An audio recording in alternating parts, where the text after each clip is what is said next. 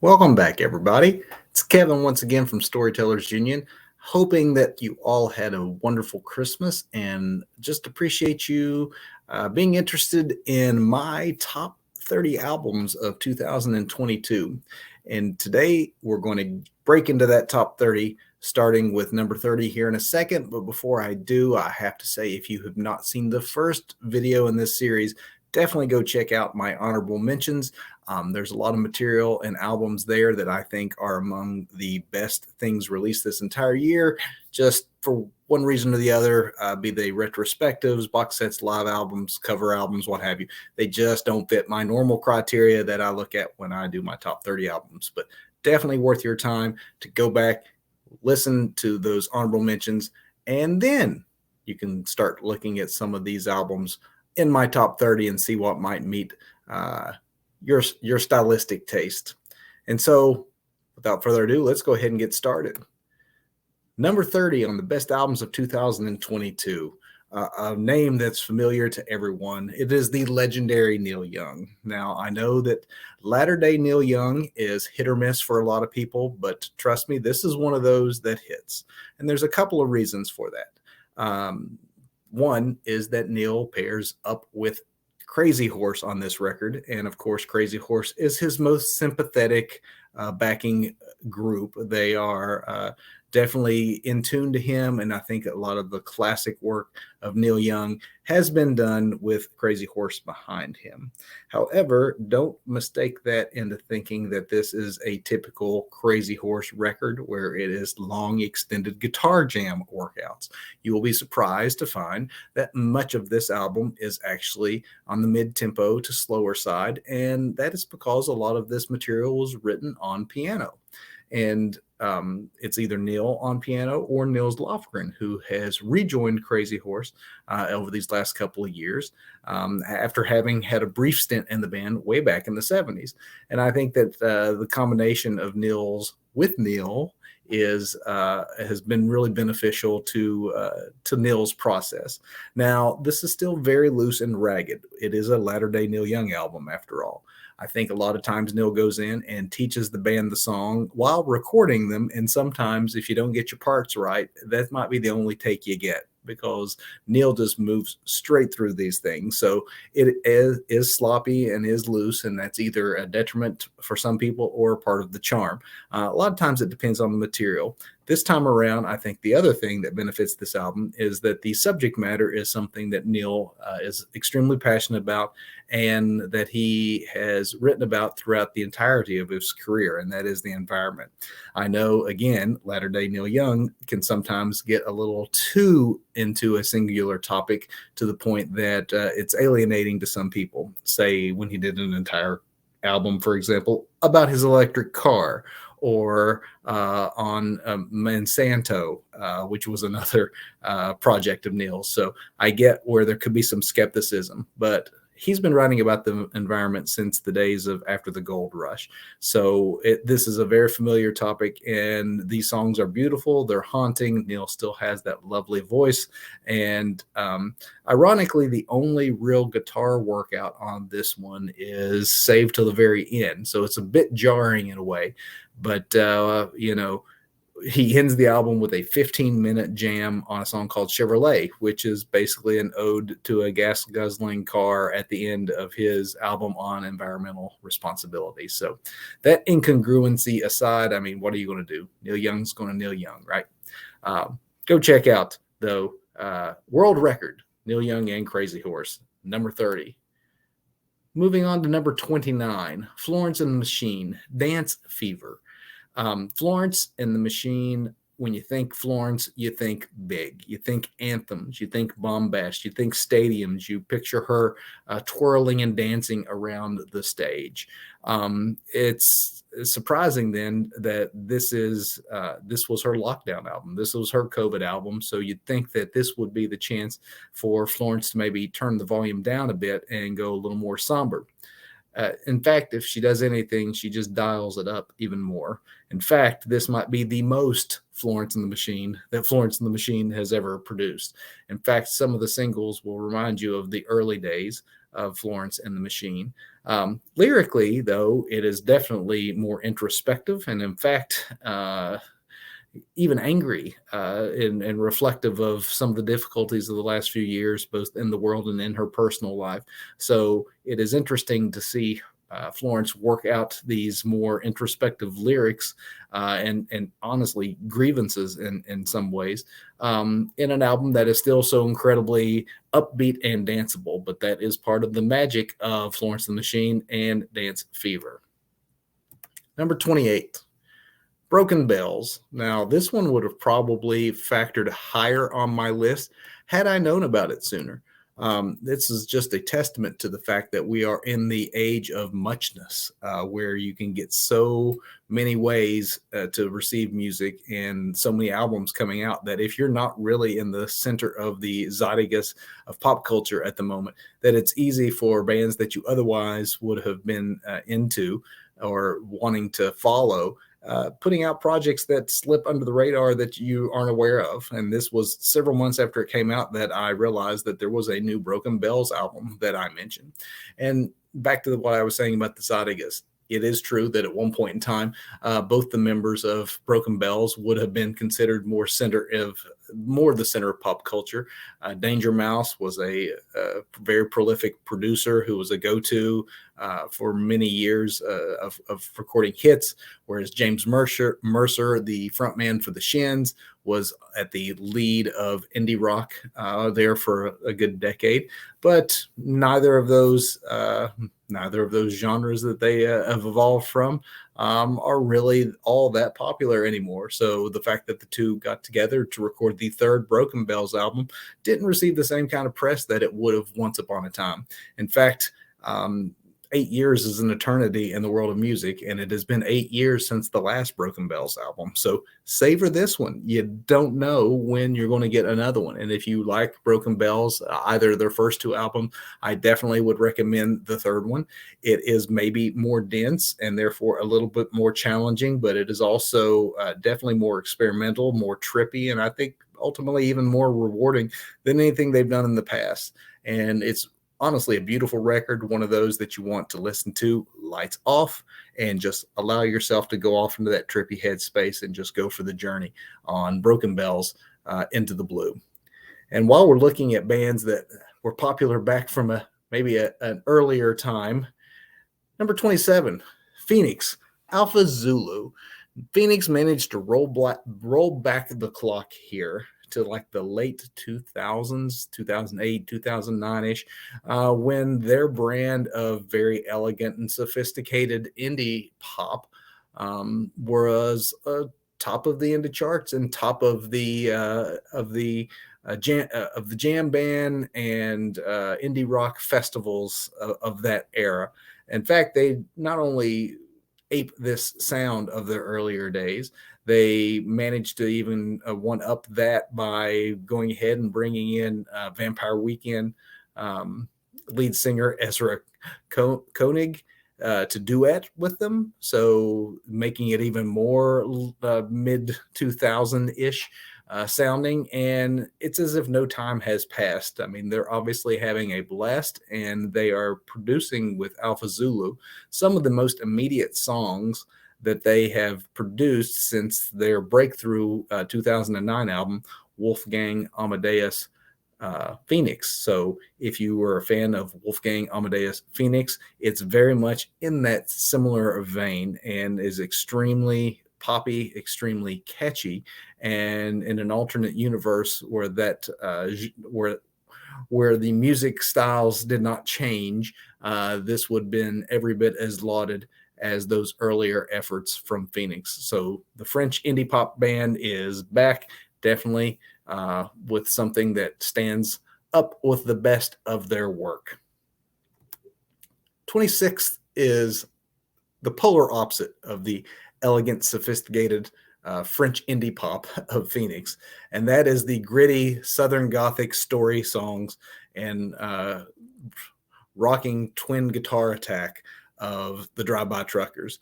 Their album, Welcome to Club 13, is my 26th best album of 2022.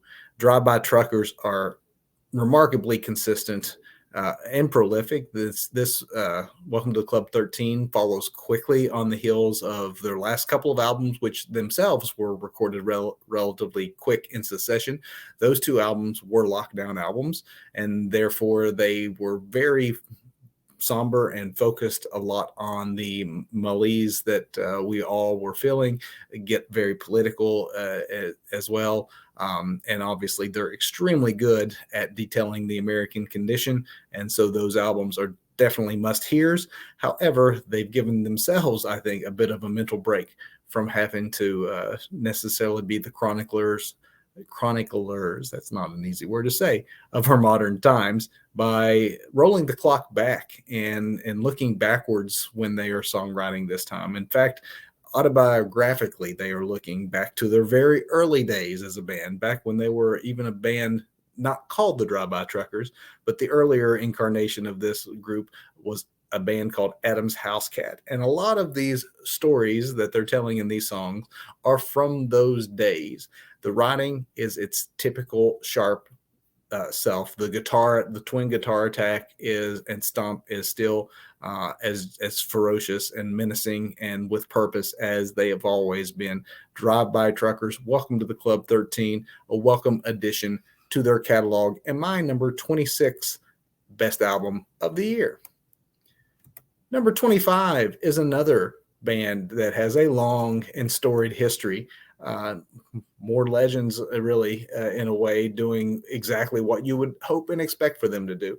Old Crow Medicine Show have been the torchbearers for old-fashioned string music for a long time. Of that grand old Opry set, that style of music, that bluegrass style of music that they have, sort of punked up through the years. That's definitely a wilder take on that sort of music, but they have remained true to that sound for a long time and continue to write amazing songs within that genre. Paint This Town is no different. In fact, the only difference would be maybe some subtle propulsion. There's a lot more use of drums and a stronger, firmer rhythm section backing these great songs. And that way, it sounds a lot more like the Americana of the band than necessarily the Bill Monroe style bluegrass or country-ish numbers maybe of some of their prior albums. But Paint This Town does not disappoint. Number 25. Number 24 is probably, I would say, maybe the most unlikely and unheralded member of my top 30, and that is Freedy Johnston. And I say unheralded because it was hard for me to even find many reviews of this album, much less making anyone else's best of list. And that's because Freedy had a moment in the early 1990s. That's 30 years ago. And so that moment passed. It looked like he was on his way to a pretty big and successful career. Even had a minor hit at the time with a song called Bad Reputation, which I'm sure if you don't remember, if you heard the tune, you probably would remember if you were watching VH1 or MTV back in the days. Kids, ask your parents about what MTV and VH1 were showing back in the days. They were these things called music videos, right? Freedy looked like he was primed for success, was signed to Elektra based on some of the early semi hits he was having, such as Bad Reputation. And once the 90s wound down and the music styles, the fickle hands of fate changed, so did Freedy's fortunes, and he sort of fell into obscurity. And that has not meant that he's not still been out there and that he is not still a talented songwriter with a very singular style, a very witty, very witty, lyrical, I guess you would say a very unique perspective that he still maintains and is very evident on his latest album, Back on the Road to You. And he does not record very often anymore, and it's always with a different record label. Sometimes it seems self-produced or very underproduced, But on Back on the Road to You, which is his first in many a year, it's the big sound that he first broke big with in the 90s. This is a very produced record, and that is not a slight in any way. It's actually a compliment to him that with what I'm sure is a shoestring budget, he managed to pull off something that sounds like the kind of records that Elektra was pouring a lot of money into back when they thought he was going to be the next big thing. And maybe it's way too late for Freedy Johnston to be the next big thing, but Back on the Road to You, it certainly needs to be one of the next things that you queue up, as it is my number 24 album of the year. Welcome back, Freedy Johnston. Number 23, Plains, I Walked With You a Ways. This is one that I didn't listen to until late in the year, and it only grows in esteem in my mind the more I do listen to it. I was excited when this album as a debut for the band Plains. I'm thinking this is a promising start to a career. Unfortunately, it is also the end of a career because Plains is actually composed of a duo. It's a mini supergroup, if you would. It's indie rocker Katie Crutchfield, who is better known as Waxahachie, as well as Jess Williamson. And they have now since in interviews and things, they've since revealed that this is actually a one-off. So there will be no follow-up to I Walked With You a Ways, which in some ways is a shame, but in other ways makes this album even that much more special. And as far as the sound of the album goes, Waxahachie has been an indie rocker, but if you like the turn she took on her last album, 2020's St. Cloud, it's definitely more of that vein.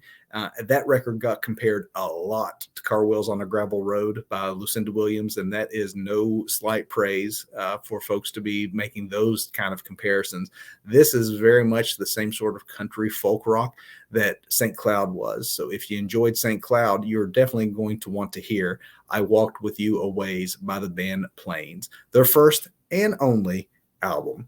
Also, my number 23 album of the year. Number 22 is Amanda Shires, Take It Like a Man. If you're familiar with Amanda Shires, it's probably for two reasons. You either know her as a bandmate of Brandi Carlile in the supergroup The Highwomen, or you know her as the wife and a backing vocalist and fiddle player for her husband, Jason Isbell. Amanda has a very unique Dolly Parton-esque type quiver to her voice. She has her own solo career that unfortunately gets dwarfed by the fame of her husband, who is a leader in the genre of Americana. And it's really unfortunate because Amanda is quite the songwriter in her own right, and never more so than on Take It Like a Man. Despite her very country voice, there's no way she can be anything but country with that voice of hers. It's not very country. It is a turn away from the styles that had sort of made her famous, either backing her husband or in The Highwomen or in her own solo work. She's never had this sort of pop turn before, and it's not just pop. There's songs that rage like grunge. There's songs that have sort of that country soul feel of like a Dusty Springfield. It's very stylistically all over the place, and that I have fairly eclectic tastes, as you can see in this list of my top 30, and a lot of those genres are all represented on this one album. So when the more uncharacterizable that a album is, the more likely that I am wanting to dig in and listen to it. And Take It Like a Man is hard to categorize. You want to initially call it country just because of who it comes from, but it's hard pressed to call this album country. The only thing really country about it, again, is Amanda's voice, as well as the subject matter, which deals with marital strife, infidelity, heartbreak, and those sorts of things will always be subject matter in country music, but it also worried some because it hits so hard and feels so personal. And even furthering the, I guess, story behind this album is the fact that Amanda didn't shy away from the questions when she began doing promos for this new album. She admitted that she got very depressed during lockdown and that she and Jason had drifted and that he wasn't paying attention to her. In fact, some of these songs she had written for him in hopes that by playing them for him that it would stir something in him to make him realize. And she ended up having a few of these songs that he later would say, wow, that's a great song. And then she would have to say, yeah, I gave it to you to listen to, and apparently you didn't. So fortunately, all must be well, because not only has Jason been very vocally supportive of his wife and that the fact that they're still together, but he plays on many of these tracks, which I imagine wasn't a very comfortable thing for him, for either of them, considering the almost uncomfortable details that get brought forward in this album. The fact that she is willing to go there and that he is willing to support her and play on it, even though they're songs about them and their miscommunications and their own personal troubles, is a pretty brave stance for them to take, and a pretty revealing and vulnerable and just very artful album, and quite a surprise. I've never enjoyed an Amanda album at all as much as I enjoy this one, and definitely recommend that you also check out Amanda Shires' Take It Like a Man. And we're going to wrap up today with number 21, and that is Tyler Childers' Can I Take My Hounds to Heaven? Go ahead, Tyler, take those hounds to heaven. Tyler, local boy, done good, is not the kind of guy, though, that you would expect to release a triple album, which is exactly what Can I Take My Hounds to Heaven is. Tyler has usually put out material that is direct, brief, to the point, whether it be his bluegrass and instrumental album or his proper albums where the run times are usually 30 to 40 minutes, short traditional country songs. Part of the reason he is so beloved is the traditionalist flag that he so proudly waves. One of our more talented songwriters. Well, so I did wonder when I heard about this, like, is this the guy that should be doing such a high concept album? Because it is quite a concept. It is a triple album, but it is only 8 songs done in 3 different styles. So each of the 3 discs contains a different version of the same 8 songs.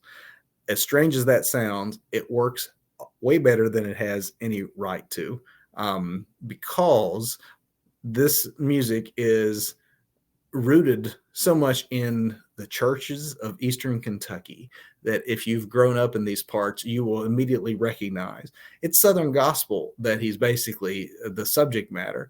And never more is that evident than on the first version of the album, which is my favorite of the 3, and that is the Hallelujah version. And those versions were recorded basically live without overdubs in the studio with his band, the Food Stamps. And the Food Stamps, if you've ever seen them live, you know that they can get into groove and they are quite electric. And that's why I think that these songs really come alive when they are playing them straight through with minimal overdubs, and just that live energy you get from Tyler Childers and the Food Stamps show is very evident on the first version of the album. The second version of these songs, the Jubilee version, they also have their own merits. It's the same 8 songs again, but this time more lush and studio enhanced.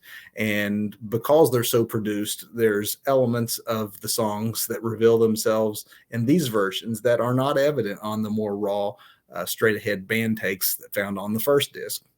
Then you have the third disc, and that is the Joyful Noise version. And if I'm completely honest, that's one that I'm going to listen to the least. It is where he gets more experimental, and while I admire the effort, A lot of the songs there are barely recognizable. They're mostly instrumentals. And so in my mind, they're a little more forgettable. And in some ways, the experiment starts to lag on disc 3 to me. I would probably have this album even higher on my list if it was just those first 2 albums. But hey, it is the age of streaming. So most people are not going to buy the triple set. They're going to just stream the triple set, and you can just concentrate on the first 2 albums. Or if you want a really strong 8 songs and only have a certain amount of time you want to dedicate to an album, definitely go for the Hallelujah version. That is the best of the 3. But Tyler Childers' Can I Take My Hounds to Heaven is quite an interesting concept for an album, and worthy of your time as my number 21 album of 2022. Where we pick up next is starting with number 20, and we'll go right to the edge of the top 10, and we'll do that next week into the next year, as it turns out, as we continue to count down the best songs of, the best albums of 2022. Thanks for tuning in. See ya next time.